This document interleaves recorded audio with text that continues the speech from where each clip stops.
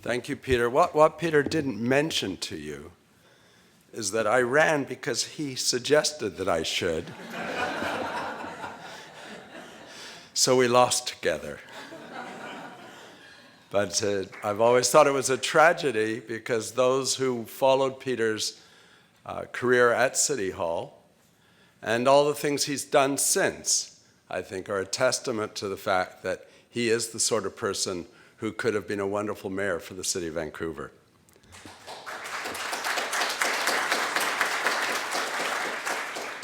And I'm glad that Peter started off with the question as to who's here, because that's how I would like to start.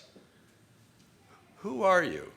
Just out of interest, by a show of hands. And those who are watching this on the podcast, you don't need to raise your hands unless you want to. How many of you are either in the architectural, planning, landscape architecture profession? Quite a few of you. How many of you work in municipal offices? Great, thank you for coming. We know which politicians we have, and not only is Matthew here, he tweeted the fact that he was getting on his bike and riding over from North Vancouver. It's great that you did that. And also, if I can see that for Mukhtar Latif, did I see you back there as well? Thank you very much for coming. You appear prominently in tonight's presentation. How many of you here, just because you think of yourself as concerned citizens and are hoping to try and do something about the situation? Yes, quite a few. Probably a few people from the media? Just a few. How many people are from the media just didn't want to put up their hands? Do we have some builders here, engineers? Great. I know there's going to be a couple of realtors. They'll be handing out cards. Maybe during the question and answer we can hear some of your stories. And then the rest of the professionals who relate to our business, bankers, lawyers, you can read it. How many of you fit into this category? Not very many. Who did I not mention? Students, of course. Well, that's right. You failed a couple of times by the looks of things. On behalf of the students, well, to all the students who are here, thank you for coming. So this talk really began as a Christmas card. 5 years ago, I tried to put together, for a number of years, I tried to put together something for the 12 days of Christmas. And housing affordability was a big issue that year, and so I put together 12 ideas for the 12 days of Christmas. And of course, on the first day, it had to do with single-family housing. On the second day, we looked at duplexes, and the third day, triplexes, and so forth. And a number of those ideas really are related to how we create more affordable housing. And as I now sit down to think about what other ideas, and I titled this New, but the truth is, you all know, I really am focusing on more. I think we have to become increasingly creative. And whenever I think of creativity, I think of this man, Edward de Bono, who's probably familiar to some, but not to the majority of you. But de Bono is an Englishman, an educator, incredible resume, who's written, I think now, well over 30 books, but is best known to many as the father of lateral thinking. More recently, he put out a book which I can highly recommend to anyone who gets involved in decision making. This notion of instead of putting on your thinking cap, we should put on different thinking caps.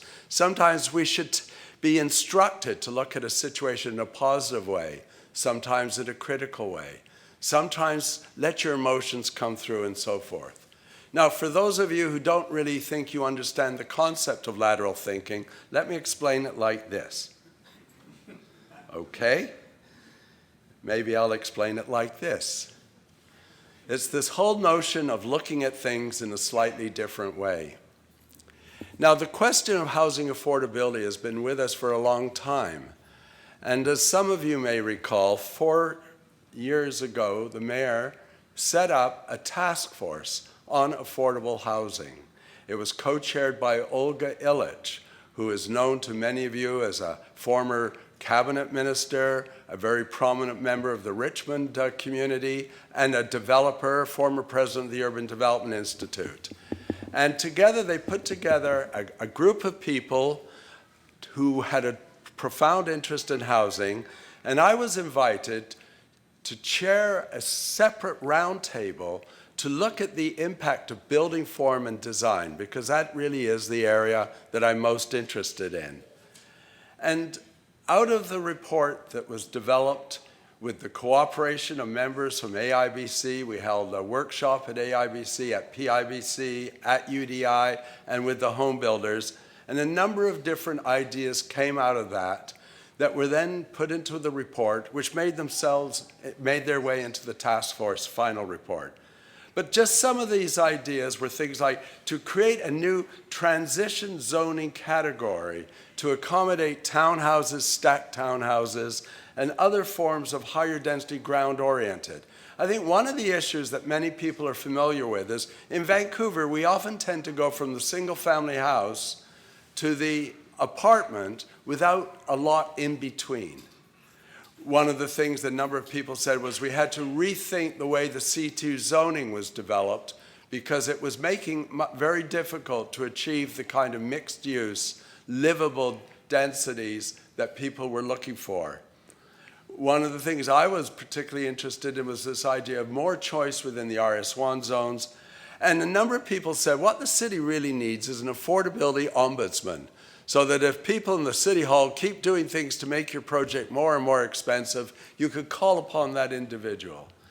And so the report ran through a number of these ideas, and you can read it. It's online, and you just Google the Mayor's Housing Task Force, and you'll find not only my report, which looks at a variety of different issues, but you'll also find the main document. And I'm quite interested, how many of you have actually read the report of the Mayor's Task Force? Yeah. I must confess, I actually hadn't seen it. They never sent it to me. But I want to highlight tonight a number of the recommendations and highly recommend that if you're interested in housing affordability, you read this document. It's an excellent document. It addresses things like how do we increase the supply? How do we enhance the community's capacity to deliver both market housing and social housing? One of the recommendations was that the city basically create an authority and hire somebody who could really take charge when it came to delivering affordable housing in the city. And that man is sitting in the back row, and it's Mukhtar Latif.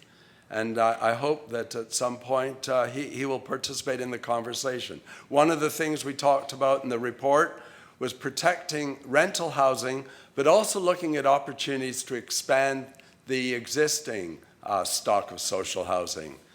And something that certainly came through loud and clear from the development community and the architects and planners, more certainty and more clarity, and also from the public, a better understanding of what the public role is. And so I actually can highly recommend this document. And although I never saw the final document, I did see many of the initial pieces, and they formed the framework for the talk I gave here last year.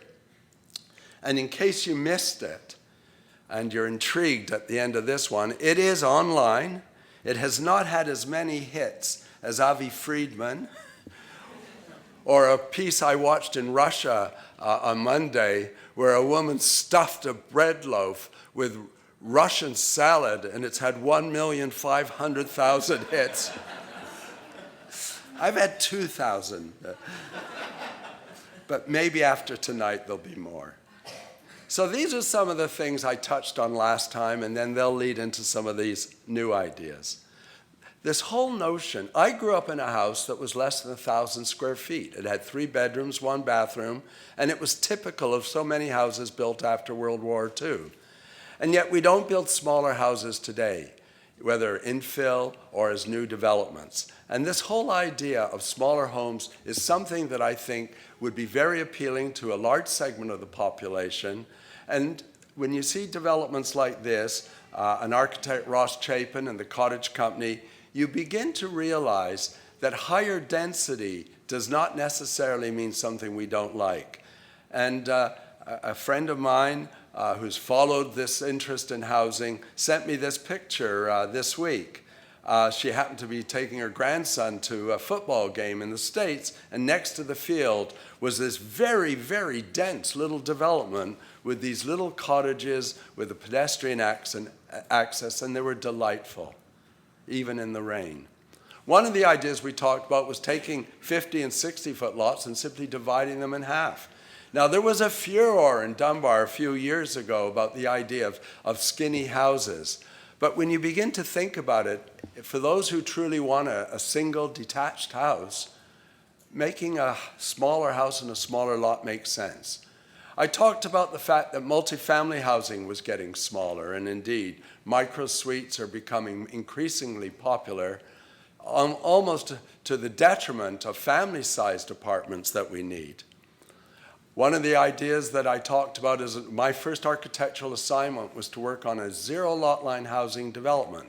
The concept being you basically eliminate one of the side yards, or indeed you could even eliminate the front or rear yard. It's not a new idea. If you go along any commercial street, all those buildings are zero lot line, and yet the same street, when it becomes residential, sometimes has these narrow strips between each house. And if you're like me, I live in a detached house. There's one side of my house I don't think I have visited it in the last 15 years. I talked about the way the Dutch and other European countries are able to take the full use of the land from one lot line to the other. And it was interesting to compare these old, beautiful Dutch canal houses that we see and admire in Amsterdam with some new subdivision of housing that I saw in Almere just outside. And of course, the apartments, they're built touching each other. And it's an idea, again, it's not necessarily the North American tradition. One of the things I looked at was the difference between duplexes and semi-detached. And as I came tonight, I was listening to the CBC National News talking about the fact that a duplex in the west side of Vancouver can now approach $2 million. And it's not uncommon for them to be 1.3, 1.4. And I know the realtors in this room will tell you, because some of them were tweeting to me today, how much they would like to see more duplexes being built in single-family zones. And the point that I would like to make is that oftentimes if you design a duplex in an asymmetrical way, it can fit in to a single-family neighborhood. The difference between a duplex and a semi-detached is a duplex is 2 units, either one above the other or behind or side, on one lot. They actually are a form of condominium, if you like, albeit with just 2 households. A semi-detached is a house, but that's 2 separate lots, and you have a party wall agreement. I presented last year a little project I did in West Vancouver, where I took that idea of a duplex designed to look like a large house, as well as laneway housing, which is becoming very popular in Vancouver. And this is a little development, a block off Marine Drive next to the rec center and across from West Van United Church with these coach houses. And what was interesting about these coach houses, unlike the Vancouver coach houses or laneway, these were sold, not just rented, and they were larger. They were large enough to house a family. In fact, a realtor, Kim Little, approached me one day and said, "Do you know who's going to buy your coach houses?" I said, "No." She said, "Divorced fathers who get the kids every second weekend." I asked her, "What about divorced mothers?" She said, "Well, apparently they usually get to keep the big house." So I mentioned this to then Mayor Pam Goldsmith-Jones, who said, "Not my friends." But one of the things about creating these little developments is this idea of creating a little pocket neighborhood. And I think through design, as architects and planners, we can contribute to the sense of community in housing development. But the other idea that I talked about was this notion of moving into a townhouse, but not being part of a condominium. The idea of a fee simple, individually owned townhouse, where again, you have a party wall agreement, but you don't have to get the permission of all your neighbors if you want to change the color of the door, nor do you have to pay someone to do the gardening and cut the grass. And again, I think fee simple row housing is an idea that it would be very, very attractive, but because we've been building condominium row houses for so long, until people stop buying those, they'll probably continue to be built. Obviously, one of the things we talked about was the need for more rental housing. And then one thing that where I agree with Jeff Meggs and others and the mayor is the city of Vancouver has been successful, far more successful than any other municipality when it comes to encouraging the development community to build rental housing. However, as many of you know, it's generally market rental housing, and it's not inexpensive. But over time, I think it's very important to continue to create more supply. The various city programs offered some incentives, reduced parking, fast-tracking the approval process, reduced development cost charges. But interestingly enough, I believe the most significant one was, in fact, the reduced parking. We talked about how to increase the supply of rental housing. And I think it's a comprehensive strategy that has to be done. Part of it, though, is simply increasing densities, and part of it is going to have to tackle a very difficult issue, which is the older houses, apartments that are now 50, 60 years old. They're providing very low income, they're providing relatively low rent accommodation to a lot of low-income people. But the trouble is, those buildings are beginning to rot. And eventually, they're going to catch fire. If, God forbid, there's an earthquake, they will fall down. And then people will say, why didn't we do something to prevent this problem? So we talked about the importance of partnerships between nonprofits and developers and the city, and to perhaps come up with different ways to increase the supply. One of the things I would like to see are more of these small apartments. You know, it's interesting. Many of you, I'm sure, live in the 2.5-story, even walk-up. Well, we may build them with elevators now, but why aren't we building small 6-suiters, 8-suiters like they used to build, infilling them into neighborhoods along the edge of single family and so forth? The other idea I talked about was this notion of taking existing rental buildings and starting to infill around them. This is a property owned by Hollyburn Properties, who I learned today on Twitter, along with Concert Properties, were the first 2 certified rental apartment managers in the region. And what we're doing there is seeking approval from West Vancouver to basically add about 45 suites in 2 low-rise wood frame buildings. One of the other things we talked about was stacked townhouses. This is an extremely popular form of housing in Toronto. It's not for everybody because invariably there are a lot of stairs. But the reason I like stacked townhousing as an alternative to apartments is everybody has their own front door to the street. One of the ways to address the cost of housing is to figure out ways to build less expensive buildings. And in that regard, the permission to build 6-story wood frame rather than 6-story concrete is certainly one step in the right direction. The other thing I talked about, and I'm going to talk about it later, is the idea of modular housing, where you begin to build in the factory and hoist units into place. As some of you know, I spent 7 years working at SFU on Burnaby Mountain creating the University community. And if you haven't been up there, I'd recommend that you go for a visit. When I started, we started to lay out the roads, and unfortunately, the president's residence, he lived in a very nice little postmodern house, was right in the middle of where I thought the road should go. At which point the vice president said, surely you can come up with another road design. But I said, no, this is the right design. He said, then where's the president going to live? I said, he can live in an apartment, just like everybody else. And so this photo on the left is taken from President Petter's apartment. It's a nice apartment. Some of you may have been there. But two ideas that we developed at University. Many students were concerned that they wouldn't be able to afford to live there. I said, where do you live now? And they lived in basement suites. I said, well, we're not building any houses, but there's no reason why we can't build the equivalent of a basement suite in an apartment. And that's this idea that you see on the screen right now, where that second bedroom or third bedroom has its own door to the corridor, and so it can be accessed separately, or it can be part of the suite. Again, I think it's a creative idea. Another idea, I once shared a one-bedroom apartment with Bernard Charon in Quebec, and we could share the apartment because the living room had a door. Very few new apartments, one-bedrooms, have a door on the living room. But just by closing the door to the living room, a one-bedroom becomes a two-bedroom. We looked at basement suites. I think we were all, many of you are too young to remember, there was a time when basement suites were considered just a terrible, terrible thing. They were illegal. People who lived in them were virtually criminals. At any time, they could be forced to move out. It was really a very unsettling thing. And I'm so pleased that we finally saw the light and we've legalized basement suites. But my question now is, we allow them as single-family houses.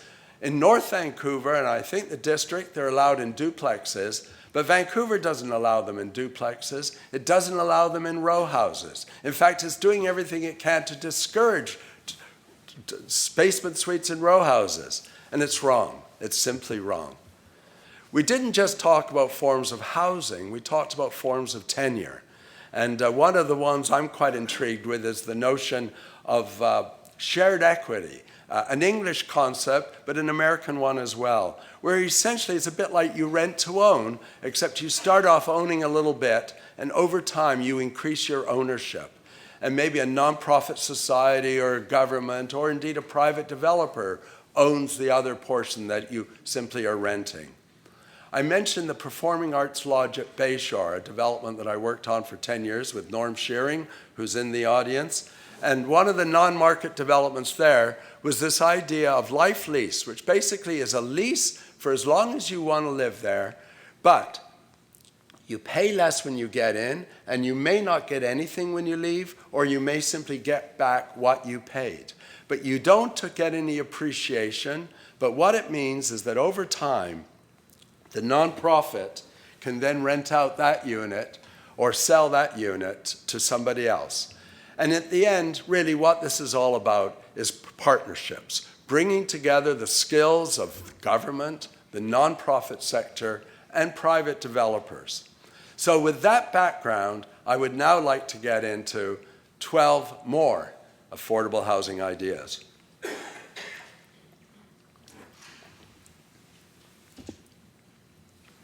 So we're going to take a trip back. We're going to go and look at some other places. Of course, I'm going to talk about taxing foreign investment. We'll talk about what the government should do and what the government shouldn't do. And I'll bring out some of the experience I had from my 10 years with CMHC when I used to sit in the pub with my colleagues, and rather than discuss the things that many of you discuss, we talked about whether it was better to have supply-side subsidies or demand-side subsidies. And I hope you will all become consumed on this topic for the rest of your lives, like I have been. And I'm going to conclude with some thoughts about planning. But I also wanted just to show this photo. It's kind of intriguing. They're redeveloping a public housing development in Seattle. And I saw this 8-story building, 5 stories of frame above 3 stories of concrete. It's interesting. We can't do that. Let's wait and see how many people burn to death. But maybe in 20 years or 10 years, we'll be doing that. So for those of you who are policy wonks or have spent a career at CMHC, you know the National Housing Act was the act created by the federal government, which really influenced the way CMHC operated. FP stood for the federal provincial projects that were built by the governments, some of which we're going to talk about later on. LD was an interesting program. It encouraged developers to build rental housing, and in return for keeping the rents lower because they would take a reduced profit, they would generally get 90 or 100% financing. ARP was another rental program, the Assisted Rental Housing Program. 15.1 was a section of the National Housing Act that made many of the nonprofit projects that we see around the region possible. CRISP, another rental housing program. The reason we kept having these rental housing programs is because without them, people wouldn't build. RGI, some of you are familiar with this term, rent geared to income. As Peter said, generally people who are living in RGI housing might not pay more than 30% of their income. 3418 was the co-op housing program that allowed lower income co-ops, and we'll talk about that. We're going to talk about MERBs, a program that most people hated, but which produced a heck of a lot of housing that came on as rental housing, today more affordable condos. And the VLC, the Vancouver Land Corporation, that was created to build affordable housing on city-owned land. I'll repeat that. A corporation created to build affordable housing on city-owned land. And I heard recently that the mayor is offering $250 million worth of city-owned land up for affordable housing. Maybe there's something to be learned from that. What is interesting is that when CMHC first got going in the 1940s, initially they were guaranteeing lenders. The lenders were worried they didn't want to lend money because they were worried whether they would get it back. What was interesting later on is they had to guarantee the rents to the builders because there was a time when people worried that they would build rental housing and no one would rent it. Not that long ago. In fact, I worked for many years with a wonderful man, Morris Wask, whose name I think is familiar to all of you. And one day I went into his apartment. He owned the top of Beach Towers. Well, he owned all of Beach Towers. He created his office at Beach Towers. And I heard clang, and I said, Maury, what are you doing, counting your money? He said, yes, you want to see? And I went into the kitchen, and there were these big bags of all the loonies. And he said, when he and his brother Ben first started building apartments, the coins were the difference between the positive and negative cash flow. Federal government and the provinces started building these large public housing projects. Some of you in the West End would recognize this one. Others you know around the region. But what was interesting was that when they were first being built, we thought they were wonderful because they were often replacing some terrible slums. But after a while, attitudes changed. And indeed, by the end of the 60s, early 70s, this notion of creating public housing was seen to be wrong. And so new programs were developed, just as I was joining CMHC, to encourage nonprofits and co-ops and municipalities to start building affordable housing rather than the federal and provincial governments.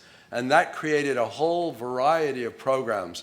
I was the most popular guy in Vancouver because I was, for a while, program manager of social housing, and I held the purse strings.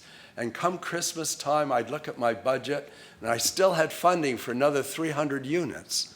And I'd be going around phoning architects and developers and nonprofits saying, I've got 300 units left. I don't want to give them back to Ottawa. Do you have any projects that you could, and we go to the mayor in Burnaby and say, could you at least just give them a letter to say that you will look favorably upon this project so we could give them a funding commitment and reflect on how different that is to what we've been going through the last 10 years. And so projects were built by all of these groups. My favorite was the last one, the Society for Christian Care of the Elderly. As a Jewish boy, it was impossible for me to ever refuse them a loan. In 1976, I got appointed the special project manager for what at the time, and what I think to some degree today, was a significant development, the redevelopment of South Shore False Creek. And to those of you who are studying history and planning, one of the things that I highly recommend is go back into the newspapers of the day or the magazines of the day to try and get a feeling of what was the context within developments like this. I mean, you will find it alarming, especially if any of you know the South Shore False Creek, to know a city planner in the city of Vancouver resigned because he felt this project was so wrong that the city was going to expect families with children to live here. The Board of Trade voted against it, which tells you something about the Board of Trade of the day, very different today. But in the subsequent years, the South Shore of Falls Creek really did become, I think, a showcase both for some social innovations in terms of a very gentle mixing of incomes. We deliberately designed programs to attract lower income people, but also higher income people. We had one program where the mortgage could not be more than $30,000, and that was to attract people who had equity. But what was so interesting, as you all know, is that 20 years, 15 years later, the attitudes changed. And it wasn't just the conservative government. It was governments of all stripes simply decided it was time to withdraw at the federal level from housing. But the problem is that too many developers and nonprofit resource groups and societies had become so addicted to these programs that they just couldn't bring themselves to do something without the government money. And I think that was a tragedy, and it's a tragedy that we need to overcome now. So what is the answer to the crisis? There isn't an answer. It isn't just dealing with foreign investment. It isn't just trying to increase the supply of housing. Part of it is trying to increase income so that people aren't always in such dire straits. And so now I'd like to take you through my 12 different thoughts for tonight. And the first one, I think, is most appropriately this whole question of what should we do about foreign purchasers? Should we be taxing them? Should we be taxing vacant units? And as you can see from the headlines, this is very much the news, not just in Vancouver and Toronto, but in London and Australia. And indeed, when I was going through the task force of 4 years ago, a report was actually produced by the Mayor's task force looking specifically at the impact of foreign investment 4 years ago and what should be done about it. You know, the interesting thing is I actually run hot and cold on this one. Intuitively, it seems to me that it does make sense to put restrictions on people who perhaps are coming into the country with more money than we have to, if nothing else, try and generate some revenue that might be used for other purposes. It seems intuitively the right thing to do. Intuitively, it seems right to sort of discourage people from leaving apartments and houses empty. And if we can do that through some taxes which go into a housing affordability fund, that seems to make sense to me. But when you actually do speak to the experts, they begin to give you some cautionary notes that you may not like what you're wishing for. And so I did reread the Mayor's task force, the academic working group, and they looked at these questions, and what was their conclusion? They were divided too. Some thought steps should be taken, others thought they shouldn't. But I did read this morning in the paper that the Mayor commissioned a study on the impact of foreign investment controls in Australia. And I look forward to reading the results of that study to see what lessons have been learnt. So now let's move off of money and let's talk about land and housing and planning. One of the things I hear all the time is the problem with Vancouver is we're running out of land. Really? Sure, we're constrained by the mountains and the ocean and the ALR. But I will suggest that we're not running out of land. We're just not making very good use of the land we already have. So let's take a look at how we might make more efficient use of our land. Last year I talked about taking a 50-foot lot and splitting it. I'd like to start off tonight by taking a corner lot and splitting it. And instead of having that backyard with a fence on the front to the street, why not subdivide that backyard into another smaller lot? And indeed, it has happened. In some cases, lots were laid out that way. In other instances, they were subdivided. And I want to thank Wayne Fougere for providing me with these images. He also sent me one where you could put a little townhouse development along the end of the block. And again, a very simple idea, but a way to begin to increase the density and also create some smaller houses that many people would like. One of the opportunities that I've become personally aware with recently is this whole notion of looking at heritage houses and character houses. And this is an interesting story. This is a mansion near where I live on Southwest Marine Drive. I say it's near where I live because I drive by it all the time. And for the last 4 years, I've been wondering what's going to happen here. And that's because that's how long the plans have been going through City Hall to subdivide, to renovate this house, to subdivide it, and to add 5 infill units. And over those 4 years, there's been a debate whether the infill units should be Frank Lloyd Wright style or whether they should be more modern style to complement the facade, whether they should be Tudor and to mimic. And that's one of the problems in this city. And the architects and planners in this room who have to deal with City Hall administrations throughout the metro know that is a problem. And at a certain point, I think we have to rethink whether it necessarily is producing better solutions. But the one thing I think we all agree on is that it's a tragedy to keep losing these older houses. And I don't know if Kerry Gold is in the room, but Kerry Gold deserves a great deal of credit for leading a crusade to try to save the character that we are losing so quickly.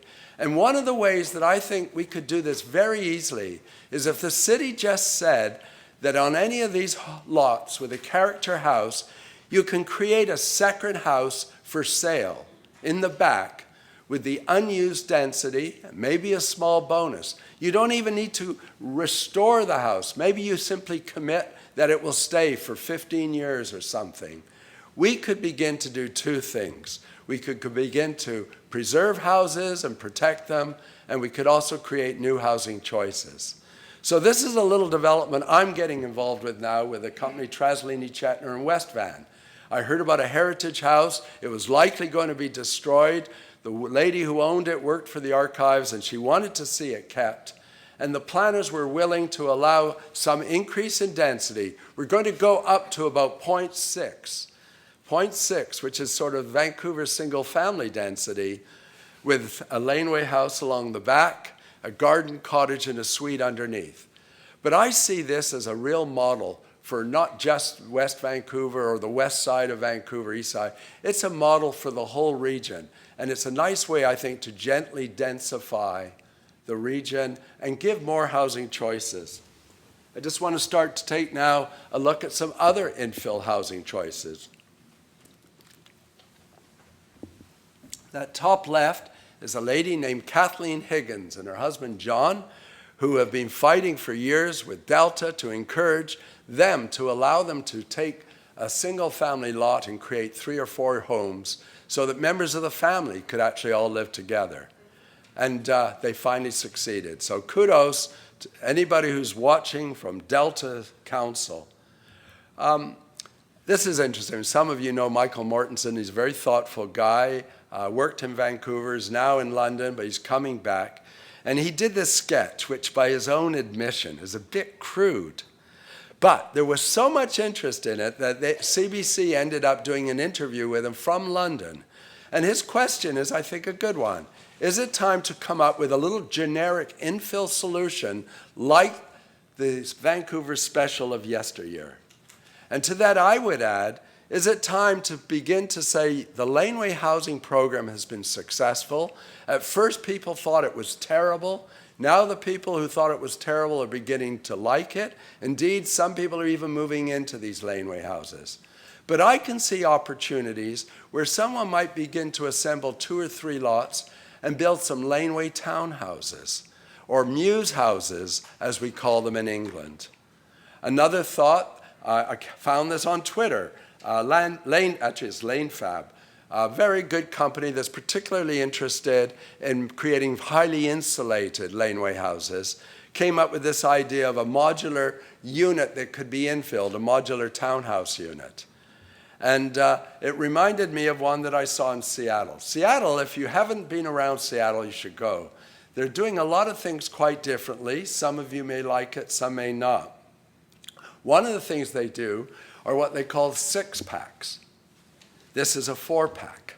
But basically, you take a lot, you run a driveway up, a little motor court in the middle. It serves the garages. And in this case, you've got 4 3-story townhouses on what it looks to me like maybe a 50 to 60-foot lot. Now, if you don't like that, maybe you like this. Again, on Jefferson and 10th, I believe it is, 4 homes, 3 of them are here, all detached on a 50 by 100-foot lot. No garages, just a paved area in the back, surface parking. But you know, many municipalities won't let you do that. They insist on garages. They won't let you have surface parking. And they especially don't want you to have gravel surface parking. But I know that many of you are saying this is all quite interesting, but this isn't going to create the kind of truly affordable housing that we really need. And so now let's take a look at an idea that I think has some very, very significant potential. And it's the idea of regenerating all of our older public housing and social housing projects. Not all of them, because many don't have the potential. They were fully built out. But so many of these old public housing projects have lots of room. And before you tell me, oh, well, just look what happened at Little Mountain, let me tell you that that fiasco must never happen again and won't ever happen again. That is a tragedy of the first order, and I could tell you why it happened sometime. But the point is, there are much better ways to try and look at how to regenerate these projects. And with respect to anybody from BC Housing, I think the latest proposal is wrong as well. BC Housing is now selling these projects to nonprofits. And nonprofits, I think, can manage these developments very well. But I worry that nonprofits on their own don't have the resources or the development skills to undertake the phased, comprehensive redevelopment that many of these sites deserve. And this is a conversation that's not just happening in Vancouver. In San Francisco, they are in the process of regenerating their largest project. In Toronto, where I came from, Mark Guslitz, in concert with the Daniels Development Corporation and the City of Toronto, came up with an incredibly successful formula leading to the phased redevelopment of Regent Park. And it may not be everybody's cup of tea architecturally, but they've come up with a way so that they're not knocking the whole thing down, forcing all the tenants out. They are basically able to build new, move people out of the old into the new, and then finance it through market housing as well. The other opportunity is these social housing projects. And we're hearing, and we're going to hear a lot more about the fact that a number of co-ops are in real trouble. And I must admit, I have 2 views on this. Some of these are co-ops that I approved when I worked for CMHC. Some of them have been very well run. They've been well maintained. The tradition was respected in that those higher income members paid the lower end of market rent, and that helped subsidize the lower income residents. Also, there were replacement reserve funds built up. But other co-ops did not do that. They did not put away money. The market units were renting for $1 a foot on the south shore of Falls Creek. And now they're beginning to cry to say, look, people are going to be out on the streets. We can't afford to fix these buildings. And again, you can't go back. But the question is, what do we do? Well, one of the things that we can do is look to regenerating some of those projects through infill development. You may knock down 3 units or 6 units and replace it with 20 units. And I think that's something that's going to happen with a number of the co-ops around Vancouver, and especially in the municipalities as well. Now, here's another idea.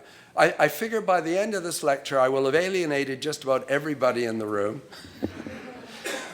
But sometimes, you know, you have to say things that won't be popular. Oh my God, he's suggesting we build housing on the forest running along the south shore of Falls Creek. Yes, I am.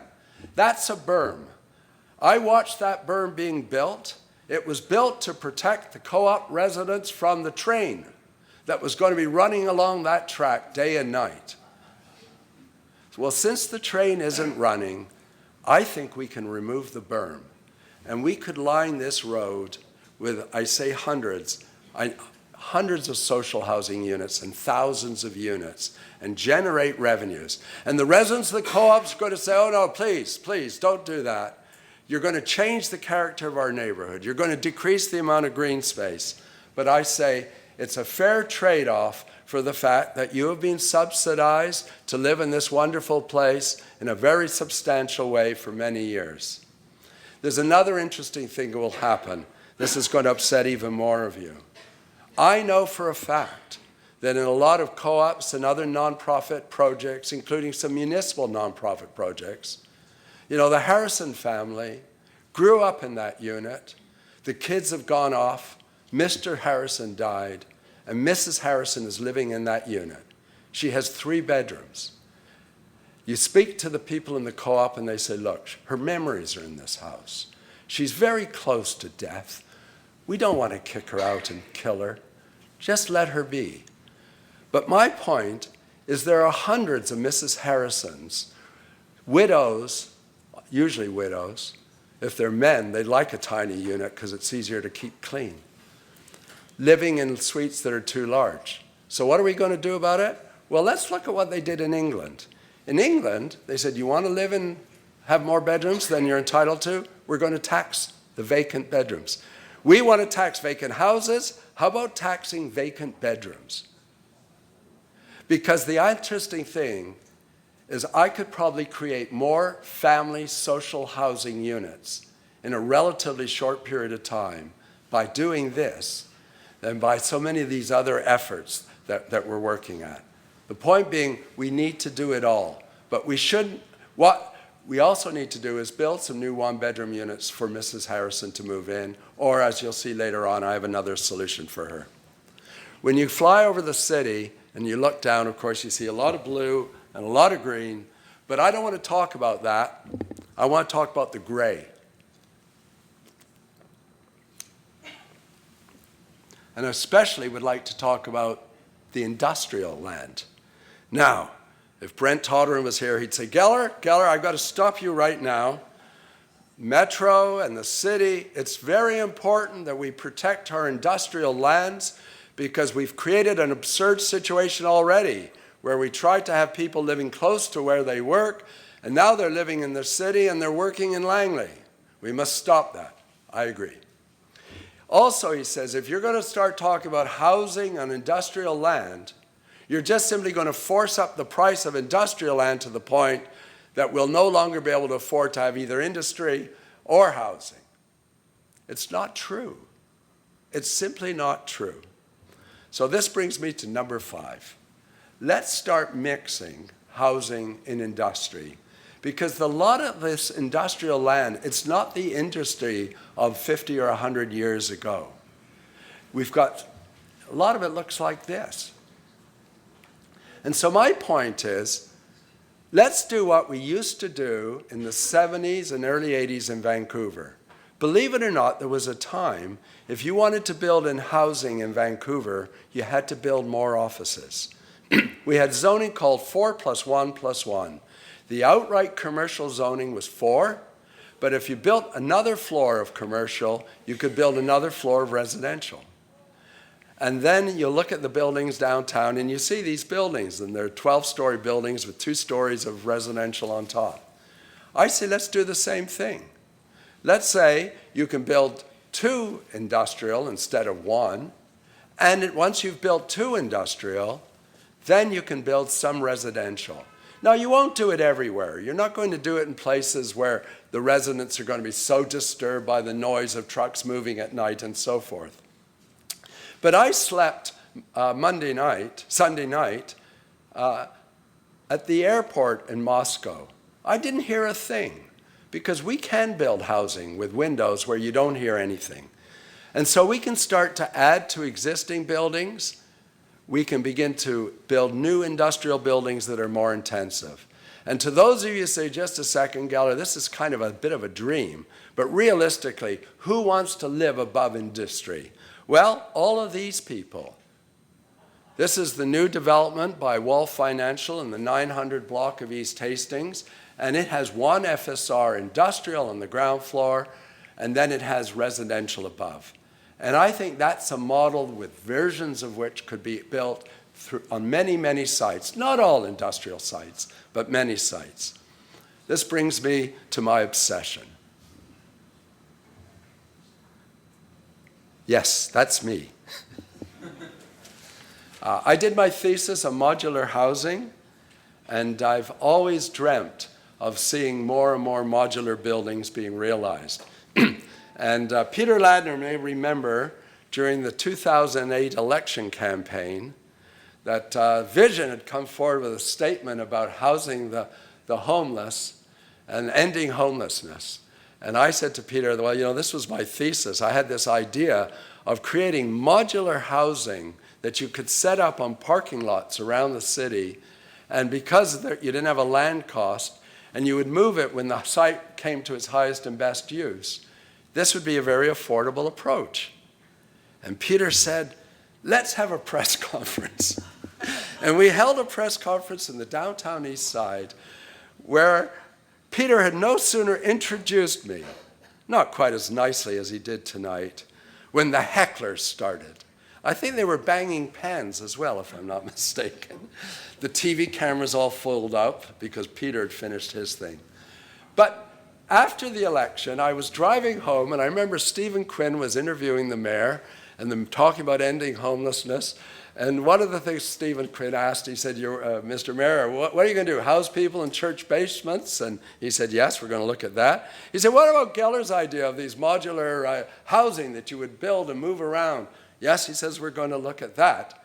And he no sooner said that, and I got a phone call from BC Housing because I'd been pushing them to do a study to examine the feasibility of this.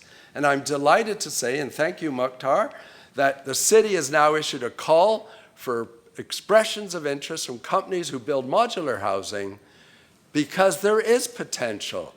As we try to build permanent housing, we need some stopgap solutions, and that's one of them. And modular housing could play an important role. Now, I know what some of you are thinking. You're thinking this is modular housing. Some of you think this is modular housing.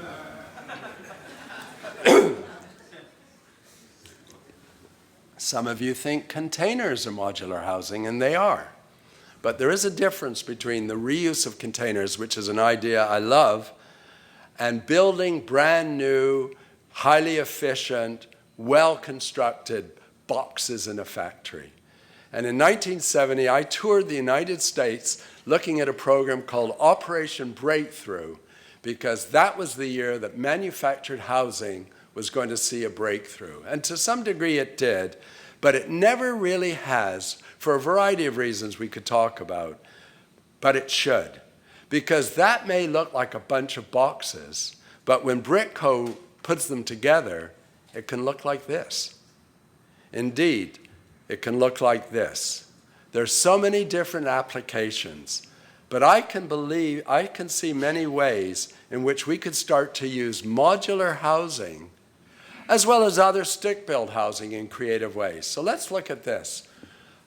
When I was doing the study for the Mayor's Task Force, I had the idea, why don't we take modular units and stack them in the backyards of apartment buildings?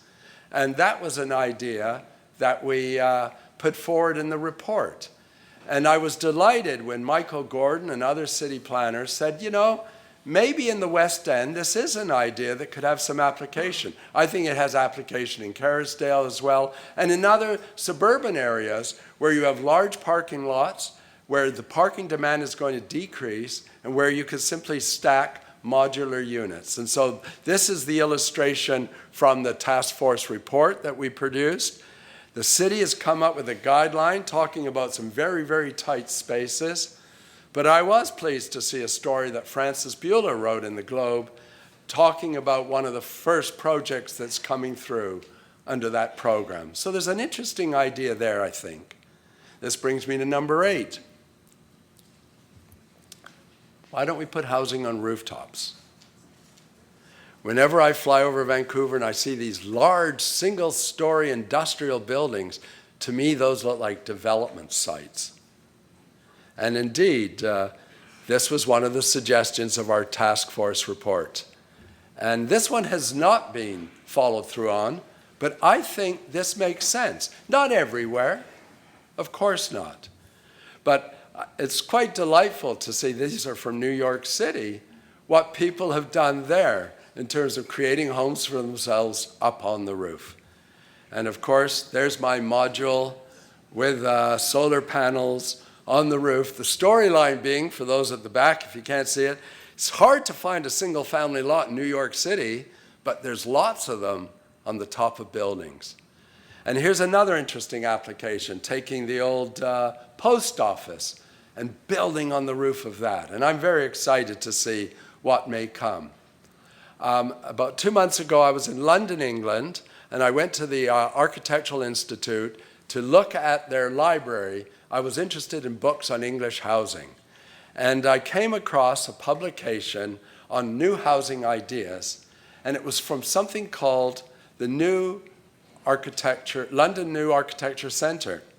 It's like an urbanarium in London, just off Tottenham Court Road. It's fabulous. If you're in London, you must go and see it. And they recently held a housing ideas competition.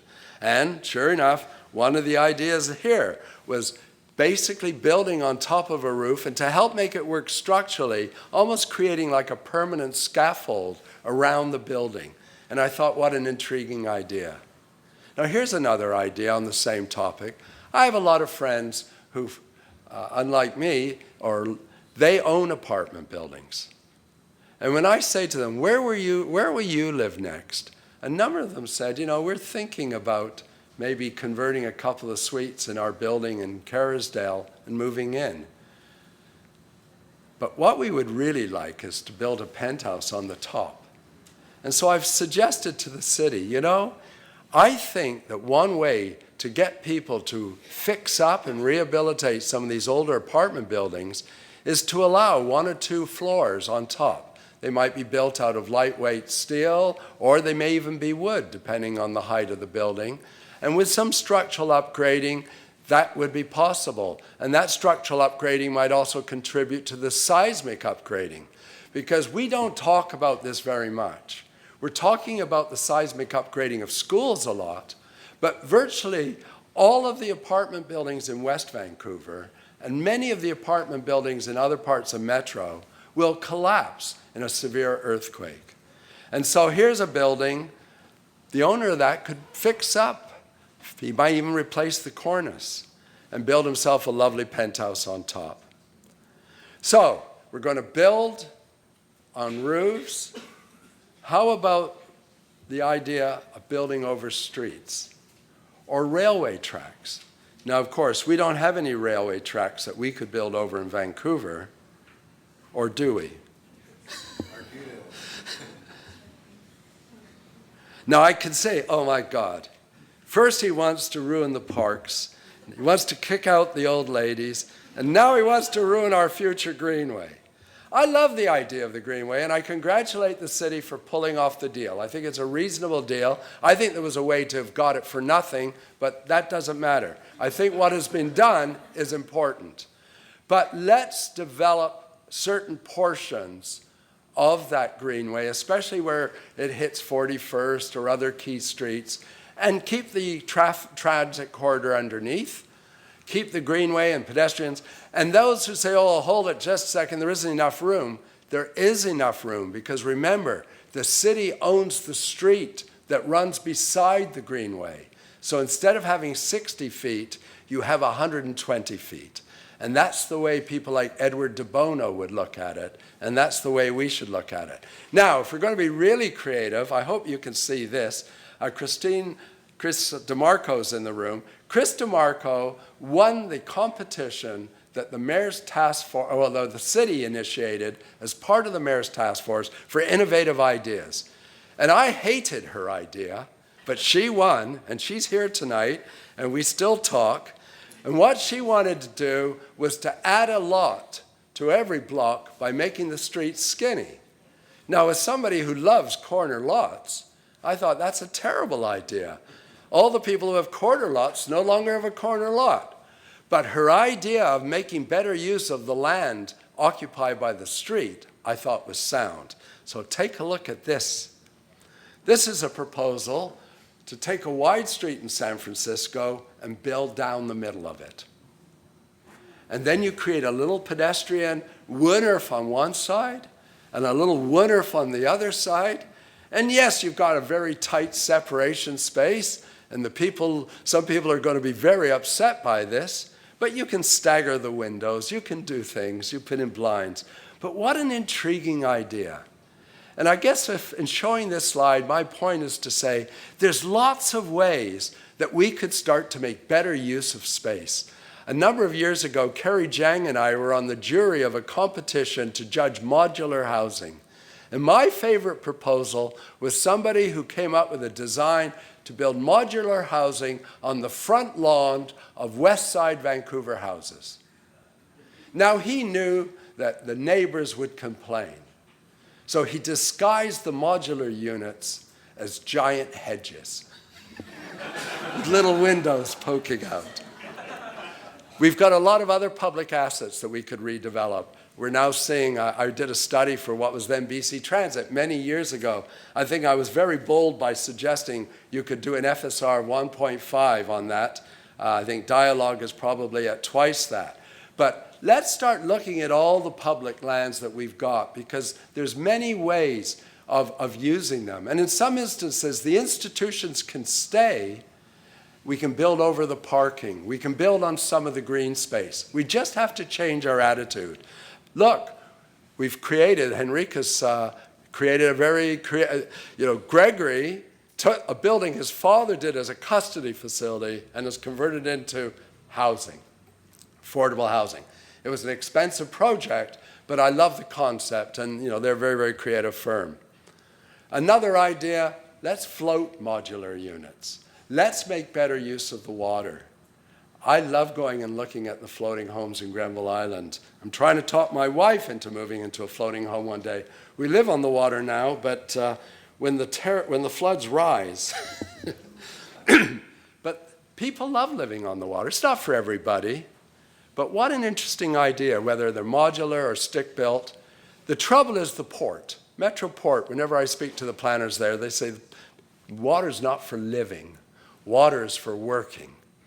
Well, I think it could be for living and working, and just an idea. And they don't have to be just single family. How about these floating townhouse development just outside of Amsterdam, well, part of Amsterdam. Okay, so here's another one of my really outrageous ideas. I thought about it before, and then when I saw it was one of the submissions in the new London Architecture Housing Competition, I thought, I'm going to go public with it. This is the idea of taking the edges of large green spaces and saying, does it really matter if you take just 120 feet? Especially if it's quite a large green area, like the Langara golf course. Look, I'm a golfer, and those of you who've played Langara know it's a good course, but it's not a great course.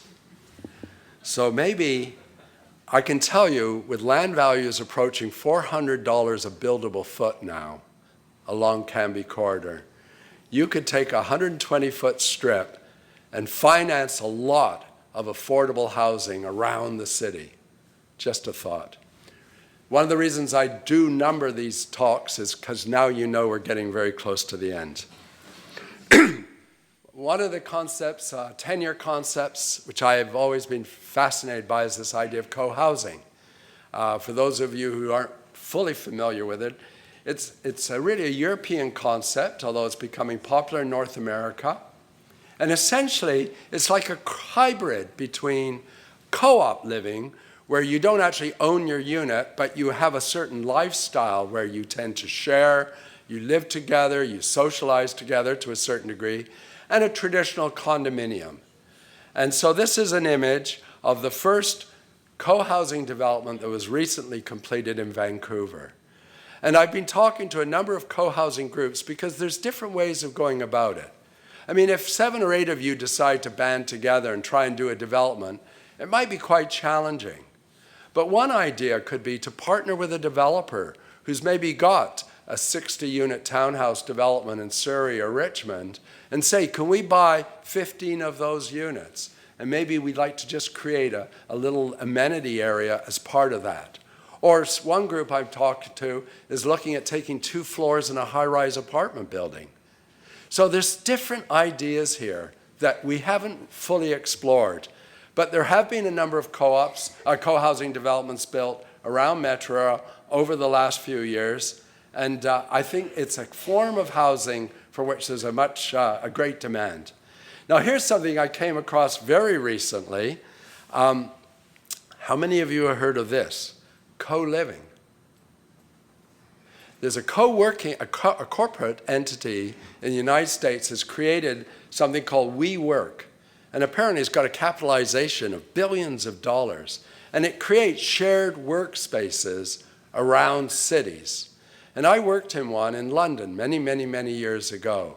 And today we're starting to get that way, where some of us share space in someone else's office. This is everybody shares part of the office. You share the photocopier, you share maybe the receptionist and so forth. This is a concept of a similar arrangement for living, where you pay and you share. You might share a one-bedroom with another person. The units are fully furnished, fully equipped, wire, internet, cable, everything is there. And it's quite an intriguing concept. And so this may not necessarily be the most affordable form of housing, but for many people, this is becoming a necessary form of housing.